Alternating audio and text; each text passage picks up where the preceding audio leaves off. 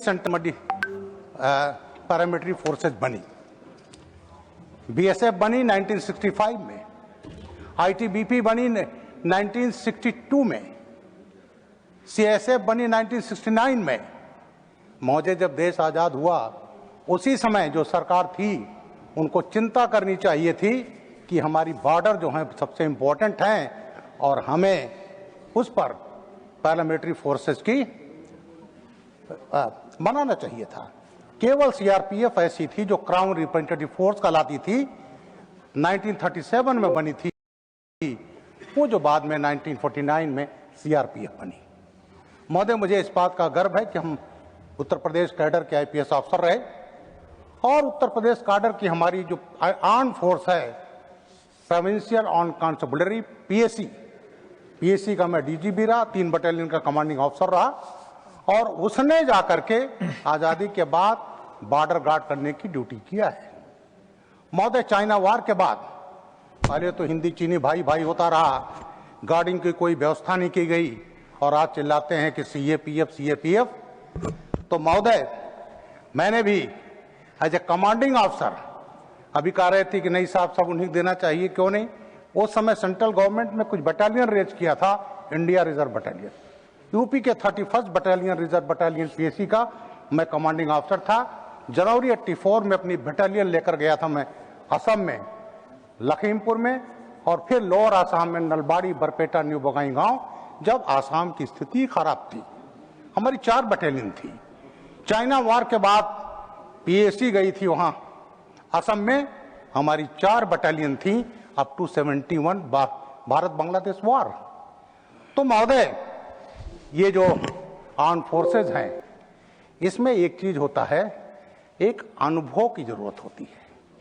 महोदय, सरदार पटेल जी ने जब निर्णय लिया ऑल इंडिया सर्विसेज बनाने का, आर्टिकल 312 इंडियन कॉन्स्टिट्यूशन, तो उन्होंने कहा था this all India services are steel frame of the country. Steel frame, और स्टील फ्रेम कौन बने थे? आईएएस और आईपीएस। आईएएस आजादी के पहले कहलाता था आईसीएस, इंडियन सिविल सर्विस, और आईपीएस कहलाता था इंपीरियल पुलिस, आईपी। तो महोदय, सरदार पटेल जी की जो परिकल्पना थी स्टील फ्रेम, और एक और ऑल इंडिया सर्विस बनी 1963 में, वो थी इंडियन फॉरेस्ट सर्विस, जो पहला रिक्रूटमेंट 1968 में हुआ। तो महोदय, ऑल इंडिया सर्विस के जो अफसर थे और स्पेशली आईपीएस, इनको दिया गया कि स्टील फ्रेम है। सर, ऑल इंडिया सर्विसेज और सेंट्रल सर्विस अफसर हम लोग सेलेक्ट होते हैं, भारत सरकार सेलेक्ट करती है, भारत सरकार हमारी ट्रेनिंग करवाती है और केवल ऑल इंडिया सर्विसेज में है कैडर अलॉटमेंट का। हमें कैडर अलॉट होता है जब हम सेवा में आए 77 बैच में, तो उसमें होता था 50% इनसाइडर एंड 50% आउटसाइडर। क्या थीम था कि कम से कम 50% आउटसाइडर रहेगा तो लोकल पॉलिटिक्स में नहीं आएगा। और उसके बाद जब पंजाब में प्रॉब्लम हुई, मैं पंजाब टेररिज्म में भी लड़ा हूं, जब मैं एसपी पीलीभीत था, that was extension of Punjab terrorism में, खुद जाकर लड़ा हूं पंजाब में। तो सर, उस समय कुछ ऐसी स्थिति पैदा हुई कि भारत सरकार ने निर्णय लिया, माननीय राजीव गांधी जी प्राइम मिनिस्टर थे, कि अब केवल 1/3 इनसाइडर एंड 2/3 आउटसाइडर। तो ये है sir steel frame, nation first, देश की एकता अखंडता फर्स्ट, और इसीलिए सर ये ऑल इंडिया सर्विसेज बनी देश की एकता और अखंडता के लिए, जिसके मुझे गर्व है। मैं अपने कांग्रेस मित्र का भाषण सुन रहा था बड़े ध्यान से, उन्होंने बड़ा भावनात्मक, सीएपीएफ अफसर पसीना बहाते हैं, परेड ग्राउंड की घास उनके पसीने से जमती है, क्या क्या बड़ा उन्होंने लंबा चौड़ा भाषण दिया। महोदय, हम भी कम पसीना नहीं बहाते, हमारी भी ट्रेनिंग होती वही है, जो कांस्टेबल ट्रेनिंग करता उससे हम बेटर हम पसीना बहाते हैं। और मुझे बड़ा गर्व है कि हमारे डायरेक्टर थे first batch 1948, Rajdev Singh, Bihar cadre, वो मेरे डायरेक्टर थे, मेरे गुरु थे। और मुझे बड़ा दर्ज किया इस बात का कहने पर प्रसन्नता है कि पंडारा पार्क में उसी मकान में रह रहा हूं जिसमें गुरु मेरे राजदेव सिंह रहे, डायरेक्टर सीबीआई। और उस डायरेक्टर सीबीआई को फर्स्ट बैच के टॉपर थे महोदय, और उन्हें डायरेक्टर सीबीआई बनाया गया। हमारे डायरेक्टर थे पुलिस अकेडमी में, और जब उनको बनाया गया 7 कमीशन की रिपोर्ट पर उन्हें कार्रवाई करने को कहा गया। सरकार बदल गई। सरकार जब बदल गई तो एक दिन राजदेव सिंह साहब को फोन आया एक राजकुमार का, शील वीडियो को ना करें, 7 कमीशन की रिपोर्ट की फाइल लाओ। उन्होंने कहा सर ये संभव नहीं है, यू आर एमपी ओनली। अगर गृह मंत्री जी का लिखित में ऑर्डर आएगा only son I can send my file. Rajdev Singh जब एक दिन दफ्तर में पहुंचते हैं, कलश यात्रा तो में क्या उनकी चेयर पर बैठा हुआ, पैर उसका मेज पर निकाली गई, और तत्कालीन गृह मंत्री बगल में बैठे हुए लाइए फाइल। उन्होंने कहा संभव नहीं है, देन यू आर सैक्ड। ये होता था सर उस समय। और राजदेव सिंह को बिहार कैडर रिप्रेटिएट कर दिया गया। उन्हें इंस्ट्रक्शन के कहीं की पोस्टिंग नहीं दिया जाए। वो गए रेलवे स्टेशन पर, AC 3 क्लास में बैठे। AC 3 तब AC 3 होती नहीं थी, स्लीपर क्लास में रांची गए। कमरे वाले बाबा आश्रम में रहते थे शांति के लिए, लेकिन ऐसा उनको तंग किया गया सर। 22 अप्रैल 86 को ही died at the age of 62। मैं उसी मकान में रह रहा हूं सर। तो ये चीजें जो कहना, इसके बाद अभी बात आई शहादत की। मैं आज सल्यूट करता हूं उन सभी जवानों को, चाहे CAPF के हों, फौज के हों, स्टेट पुलिस के हों, IPS अफसर हों, सबने खून बहाया है सर इस देश की एकता अखंडता के लिए। मुझे एक चीज कहने पर गर्व है कि पहली शहादत दिया था उत्तर प्रदेश कैडर के IG GS आर्या, 1950 बैच। वो डेपुटेशन पर गए थे IG मिजोरम, और 13 जनवरी 1975 को अपने दफ्तर में बैठे थे। वो थे DIG थे उनके LB सेवा असम कैडर, और SP CID थे K पंचम गैशन। और वहां पर मिजो टेररिस्ट ने उस दफ्तर में उनको मार दिया था, वो शहादत दिया था। मैं उनको सल्यूट करता हूं। इसके अलावा पंजाब में we have lost AS Atwal 1969 batch, Ajit Singh 1968 batch, Govind Ram 1975 batch, Shital Das 1976 batch, Amarinder Singh Brar 1979, KRS Gill 1982। इतने IPS अफसर हम लोगों ने पंजाब में खोया है। मैं बताना चाहता हूं हमारे CAPF के लोगों ने बलिदान दिया है। लेकिन ये कहते हैं कि साहब IPS अफसर तो AC कमरे में रह करके, नहीं सर, हम भी लड़ते हैं, और लड़ा है, मैं खुद लड़ा हूं। मैं तो, मेरी भी शहादत हो गई होती 16 फरवरी 1981 को प्रयागराज में। मैं सर आ रहा था, जीप थी, मेरे 2 सिपाही, एक इंस्पेक्टर शिवरतन सिंह, एक पुलिया पर, दोनों तरफ रात के 11 बजे मेरे ऊपर एम्बुश करके फायरिंग हुई। मैं पर मेरा स्टैंड गन था मेरे हाथ में, मैंने जंप किया, फायर करके अपने एक इंस्पेक्टर 2 सिपाहियों के साथ मुकाबला करके भगा दिया था। और उसके बाद मैंने कहा था अपने SSP से, जब तक पकड़ नहीं लूंगा, अंजाम तक नहीं पहुंचूंगा, घर नहीं आऊंगा। तो महोदय मैंने ये किया है। और जब कोर्ट में हाजिर हुए, मैं गया कोर्ट में, मैंने कहा जमानत अपोज नहीं करूंगा, कम आउट। मैंने कहा तुम्हें अगर मैं NSA बना दूं, साल भर अंदर हो जाओगे, और मेरा तब तक प्रमोशन हो जाएगा, तो मेरा तबादला हो जाएगा। तो सर मैं 5 अक्टूबर 81 को SP हुआ, उनकी हैसियत नहीं हुई कि जमानत करा ले।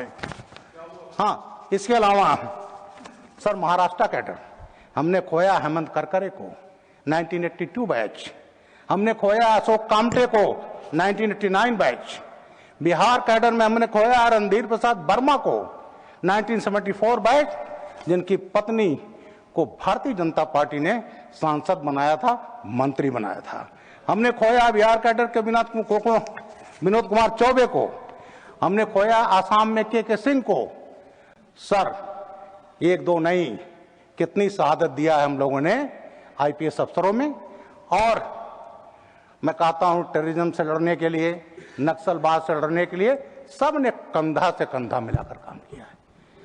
एक था सर, एक जब हम किसी ऑपरेशन में करते हैं लॉ एंड ऑर्डर में, तो हम लेते हैं पब्लिक का सहयोग। मैंने भी लिया है पब्लिक का सहयोग। सर छत्तीसगढ़ में, मध्य प्रदेश में एक बनाया गया सल्वाजुडम, उनको बनाया गया स्पेशल पुलिस अफसर, हमें अधिकार है।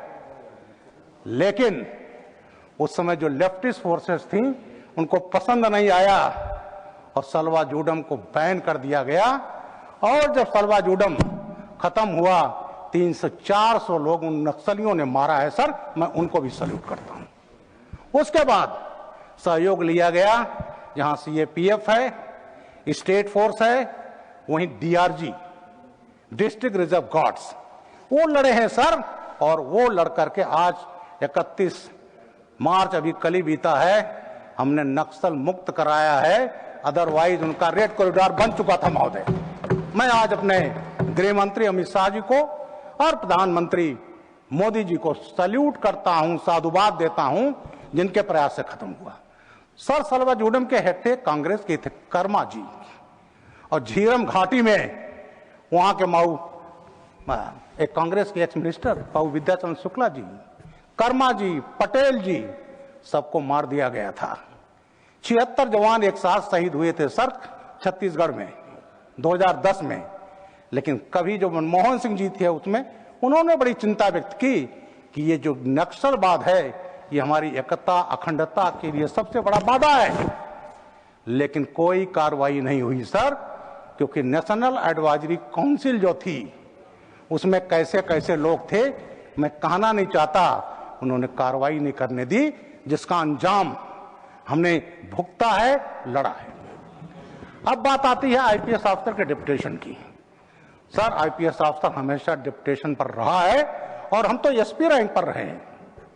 मैं भी डिप्यूटेशन पर रहा हूं as a chief security commissioner, पहले डीआईजी और फिर आईजी नॉर्थ ईस्टर्न रेलवे। मैंने माननीय रामविलास पासवान जी के, माननीय नीतीश कुमार जी के साथ काम किया है 7 बरस। पैरामिलिट्री फोर्स है महोदय।